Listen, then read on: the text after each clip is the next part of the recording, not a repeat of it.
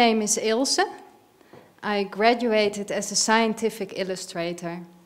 This is an artist who is specialized in visualizing subjects pertaining to life science. One image tells more than 1,000 words.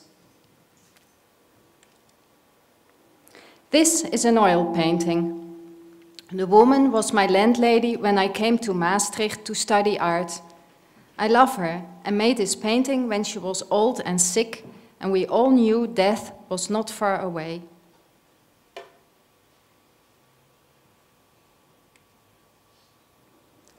There's a proverb stating, "We do not inherit the earth from our ancestors, we borrow it from our children."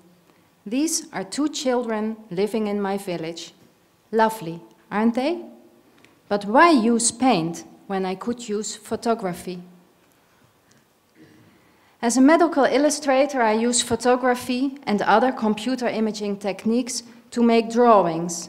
The camera is a passport to reality.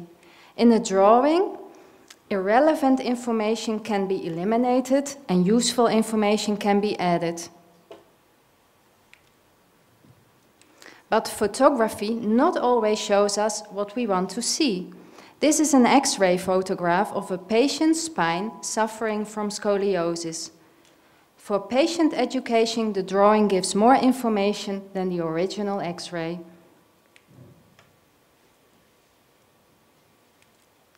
The more you know, the more you will see. Interpretation of photographs needs study, and it takes several steps before a final drawing can be made. Art and science come together and are both exploring the invisible. Where photography is a way of visualizing reality, drawing is a reinterpretation derived from the raw truth, not only in medical illustration. Serving science is not enough for me, and therefore I explore painting as a form of personal expression. Inspired by the growing awareness of our planet in jeopardy, I'm always wondering about the contradictions in life.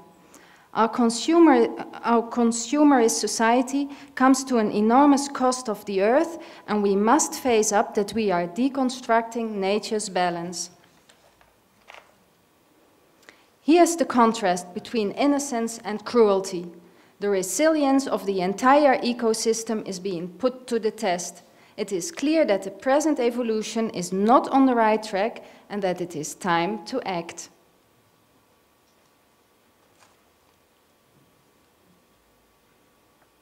One girl with a face like peaches and cream, with flowers in her hair, and a redhead with a fresh freckle face and a headband of seashells.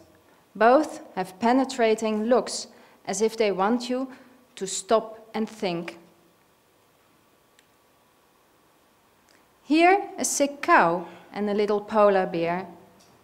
They are part of the collection of the Museum of Natural History. These are 2 exponents of the whims of nature, but how do they relate to the previous image of the 2 girls? This is how. In these paintings, I'm merging my ideas of beauty and imperfection. By painting, I can expose my dreams, desires, and thoughts.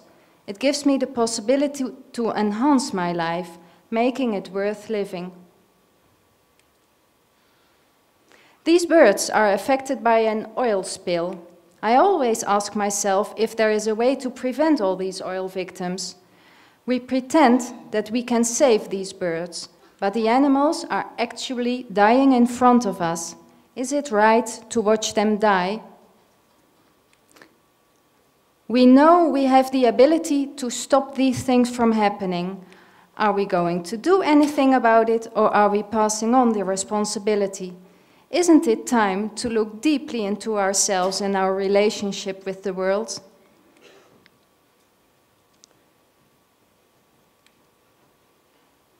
All these thoughts inspire me to visualize the invisible.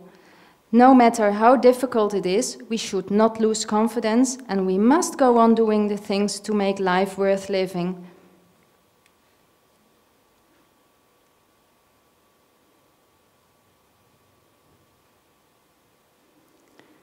These are images of the force feeding of geese. These poor birds are enduring excruciating pains for the sake of the beloved foie gras.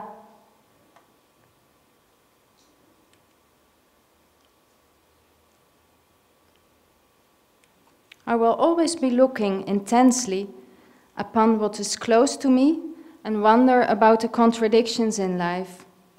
Images can speak more loudly than words.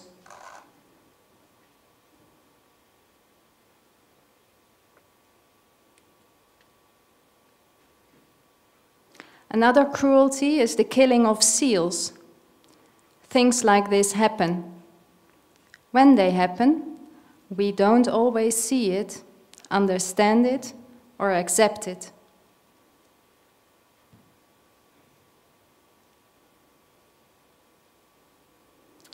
The contrast between beauty and imperfection is everywhere.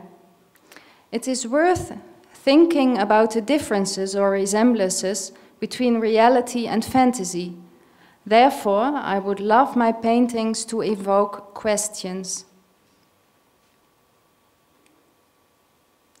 Drawing is thinking with a pen and color. Without drawing, there is no proper seeing. To see is to understand. In this way, scientists are like artists. Both seek a visual interpretation of worlds both visible and invisible.